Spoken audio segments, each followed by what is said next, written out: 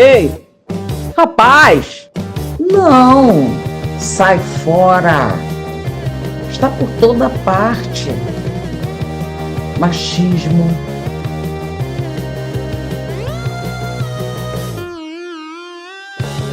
Assédio. Estupro.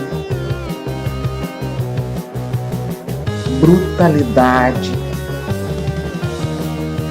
É uma prisão emocional sem saída.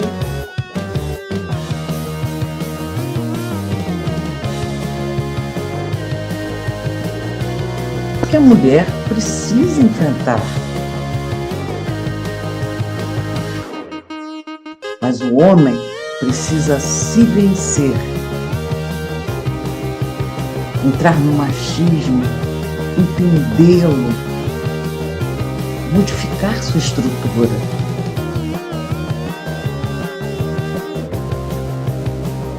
Quebrá-la. Para sairmos disso, chegar a um outro patamar.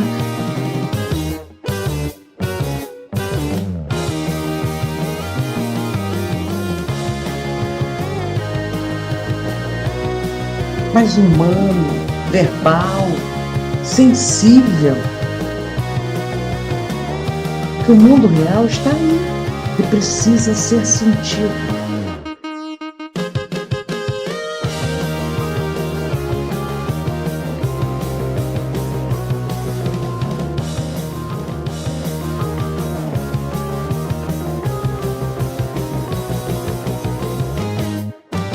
Vem sentir.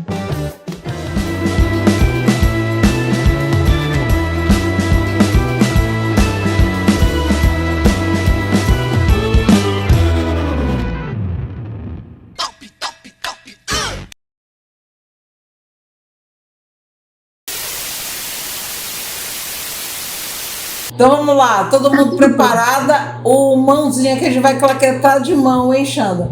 1, 2, 3 e já!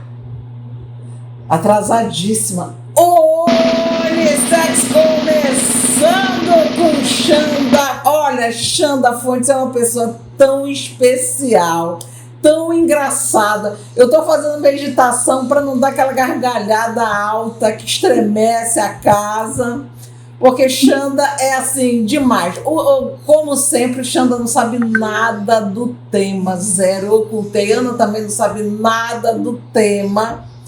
E eu, depois de muito pensar, cheguei à conclusão de que a gente pode falar com a nossa idade, com propriedade, sobre machismo estrutural, o que é que os homens estão achando da vida, aonde eles chegaram, porque agora eles já chegaram de empurrar a mãe pela janela. E qual é o nosso papel nisso? Porque não é possível. Porque se nasce o menino e a gente cria o menino vira isso, qual é a nossa interferência? Qual é o nosso papel nesse romance? Então, quem quer começar? Vai lá, Xanda, vai, pode meter o pau logo. Pode? Então vamos lá. É porque é um assunto muito amplo, né? Se deixar, a gente vai falando aqui, vai. Porque você falou machismo estrutural, mas tem tantas, é uma coisa que criou tantas raízes, né? Tem tantas vertentes aí, né? Mas vou começar já nesse link que você já deu da coisa da criação, né? Eu sou mãe, não sou mãe de menino, né? A minha filha é uma mulher já de 30 anos de idade, né? O povo fala assim para mim, não falo, começaram os cachorros aqui, Ave Maria. Né? Inclusive quem latiu, porque eu tenho 2 fêmeas e um macho, quem latiu foi o macho, acho que ele já está inclusive protestando. A minha filha é uma mulher feita já, e obviamente que eu criei ela dentro desse lugar de empoderamento feminino, né? Ela é muito feminista, muito atuante e sabe muito das coisas, né?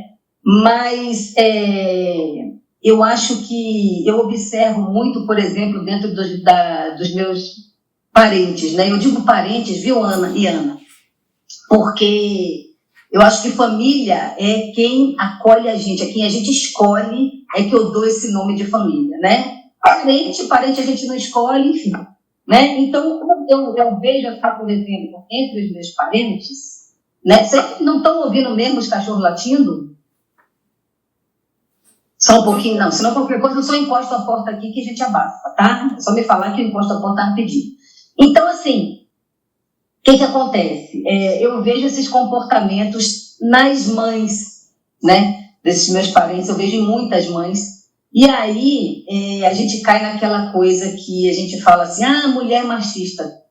Porque tem essa conversa, né? A mulher é machista ou a mulher não é machista. A gente não pode dizer que a mulher é machista, mas ela está reproduzindo comportamentos machistas, que eu concordo com isso. Eu não concordo que a mulher seja machista, mas ela reproduz comportamentos machistas. Por que eu concordo com isso? Porque, assim, por exemplo, no caso, né, desses familiares aí, desses parentes, eu observo muito as mães de meninos, elas reproduzem exatamente a forma como elas foram educadas, né? Então, uma coisa que eu quero te interromper para falar. Porque os homens exageram, está tão exagerado o comportamento masculino, que não é possível que os homens não vejam. Porque tudo bem, você é a mãe, criou você, tem lá os problemas da mãe, de educação, tarará.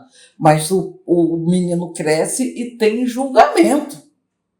Ele não é capaz de olhar, o cara ontem jogou a mãe pela janela.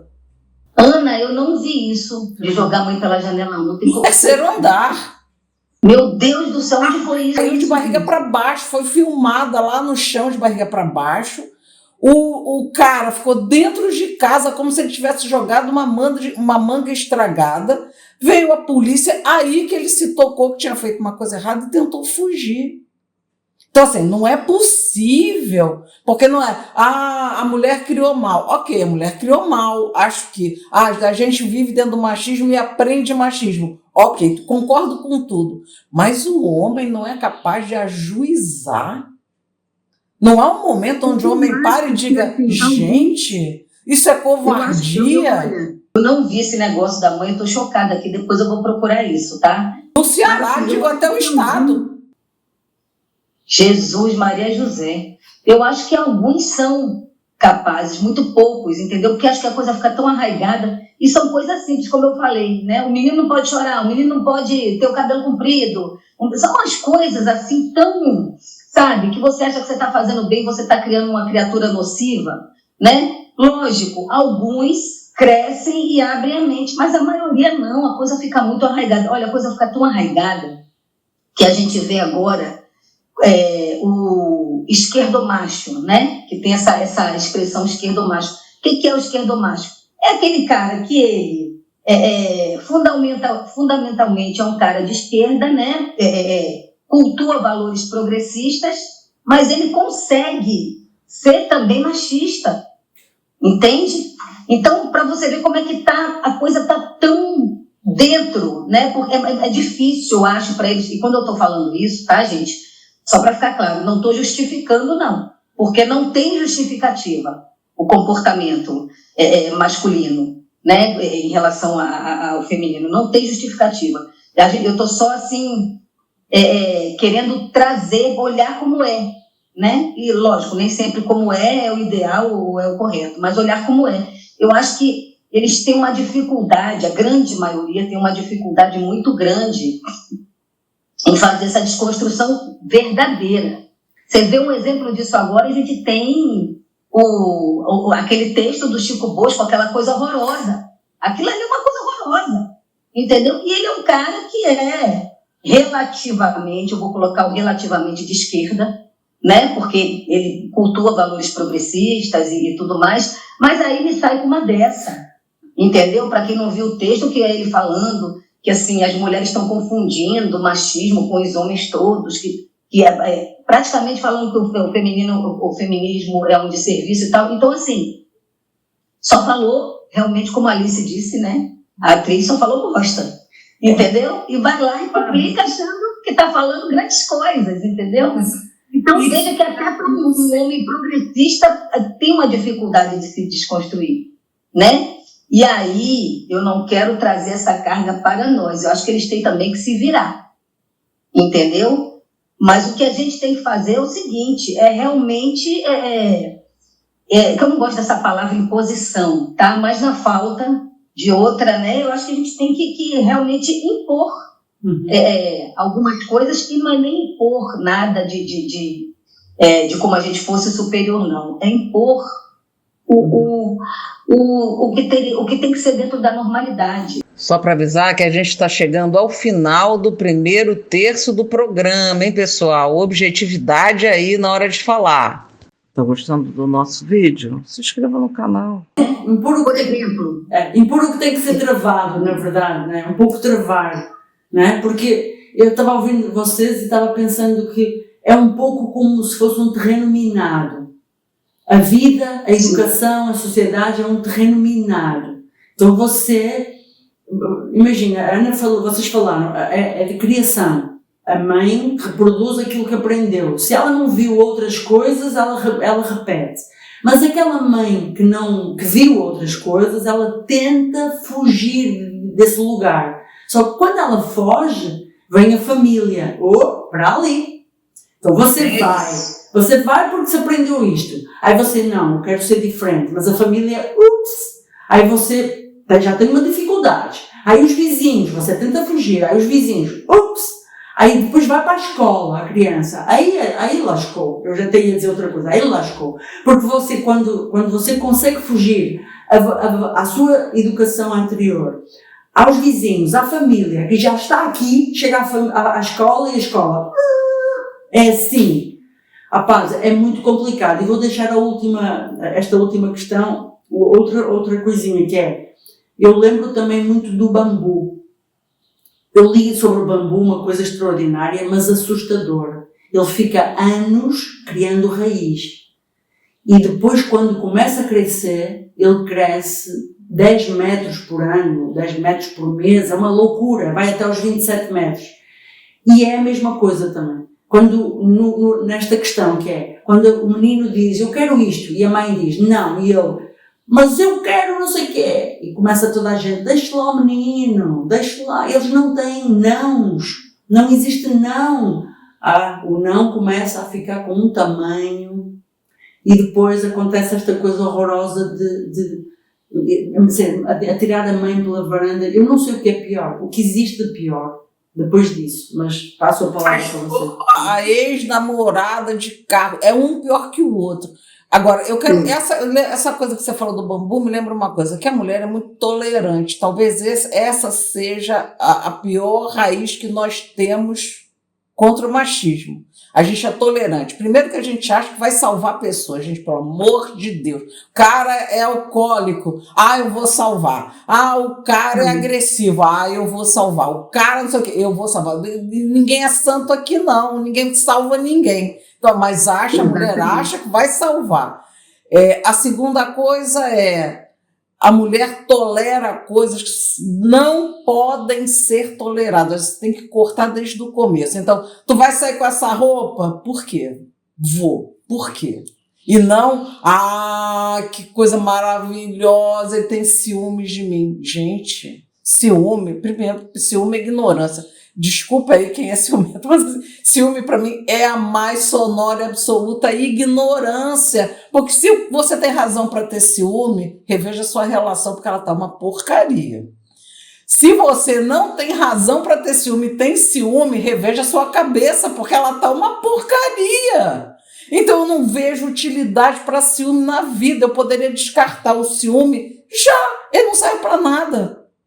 Então, eu passo para vocês isso. Então, a tolerância, vocês também concordam que a tolerância é excessiva. Você leva um encontrão, é ofendida e não vai melhorar, está no mau dia. Gente, não há mau dia que justifique eu tratar mal uma pessoa. Eu não trato mal ninguém, por que eu vou ser maltratado?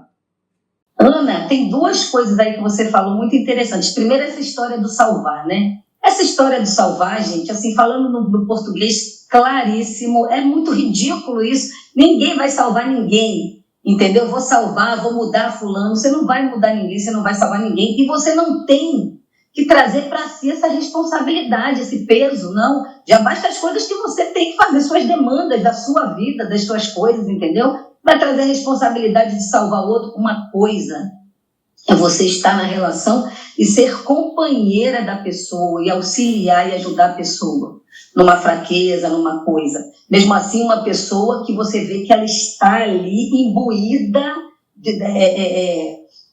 dessa mudança, desse salto, né? Mas outra coisa é você vir com esse papo de salvar e você trazer para si um problema que não é seu, né? Isso é uma coisa. E a outra coisa, na questão do ciúme, existe uma romantização do ciúme, né? Isso que você falou, ai, que lindo, ele tem ciúme. Gente, isso não acaba bem, né? Mesmo que seja um pouquinho, porque um pouquinho cresce, né? Então, isso não acaba bem. E tem a coisa da tolerância também que você falou. Olha, vou contar aqui rapidamente uma experiência minha, tá? Eu tive um relacionamento com o progenitor da minha filha. Eu chamo progenitor porque eu fui mãe solo. Então, assim, eu vivi com esse progenitor da minha filha, isso foi na década de 90, né? Finalzinho da década de 90 ali. Eu vivi uma relação abusiva, altamente abusiva. Lógico, a gente sabia que não era uma coisa, tinha esse entendimento de que não era uma coisa boa, que não era uma coisa saudável, a partir do momento que as pessoas estão infelizes ali na relação, pelo que está acontecendo. Mas a gente não tinha, não é que era normal, porque normal não é uma relação abusiva, mas a gente não tinha esse conhecimento, essa clareza que a gente tem hoje, né? Hoje a gente tem, escancaradamente, a gente sabe o que é uma relação abusiva, quais são os tipos de abuso.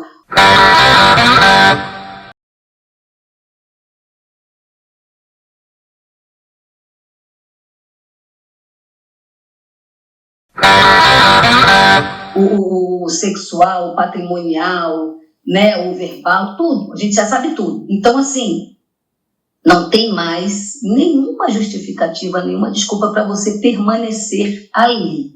Lógico que a gente sabe das dificuldades que são para você sair e enxergar algumas coisas, a gente sabe disso. Mas, ao mesmo tempo que a gente sabe disso, as coisas hoje estão tão abertas que existe uma...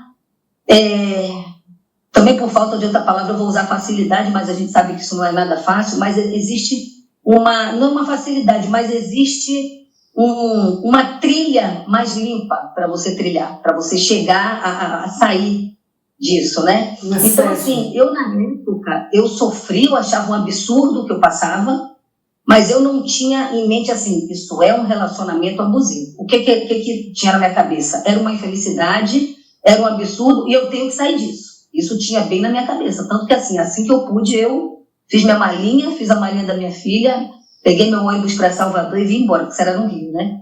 Peguei meu ônibus e vim embora. Então, assim, sabe, eu acho que a gente tem, e a gente tem que ter a sororidade também, né? No caso do relacionamento abusivo, uma mulher ajuda a outra mesmo, né?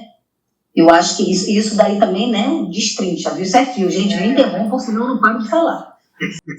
Ana, fala aí que eu vou passar pro conselho. A Xanda nem sabe que tem conselho, mas eu vou dar um conselho já, vai. Eu queria também falar que eu acho, é uma experiência pessoal também, eu acho que há também uma fase que é uma das mais determinantes, que é quando nós começamos o menino e a menina nascem, crescem. Quando a menina começa a ter o período, e o menino começa a ter pelos e começa o pinto a dizer estou aqui, é um momento, para mim, é um dos piores. Isto é um dos mais importantes, porque é quando toda a gente à volta deles os divide. Eles deixam de poder ser amigos. Agora é um contra o outro, ou um tem que, digamos assim, ter poder sobre o outro. Tu vai lá e transa com a menina, tu vai lá e faz o que tu tens a fazer, tu vai lá e tem que ser você. A menina é a mais bonita do bairro, é você que tem que pegar ela. Essa coisa que fica, e eu por experiência eu comecei a ver mesmo os jovens, vou usar palavras também como a Xanda, os jovens masculinos que foram crescendo comigo na minha infância, e eu comecei a perceber, quando chegamos a esse ponto, qualquer coisa mudou. Eles tinham mais poder, eles tinham, os adultos diziam mais vezes que sim a eles, e eu, o que é isto? Então não éramos iguais, e agora não somos iguais? Então esse é um momento também chave para mim, que é quando as pessoas começam a entender uma coisa que é totalmente ao contrário. Porquê é que somos uns contra os outros? Mas não é para construir? O amor não é uma coisa que constrói? As relações... aquela coisa de eu e a minha mulher, o meu pedaço de... o meu saco de farinha, o meu saco de feijão. Façam-me um favor. Bora apertar o passo, porque a gente entrou no terceiro terço do programa, hein? Plim, plim, plim, hein? Já se inscreveu? Então agora curte, compartilha. Vamos então agora que já está chegando o tempo de dar o nosso conselho de 1 milhão de BRICS. Trump, vá para Marte, porque eu não quero saber dos seus dólares.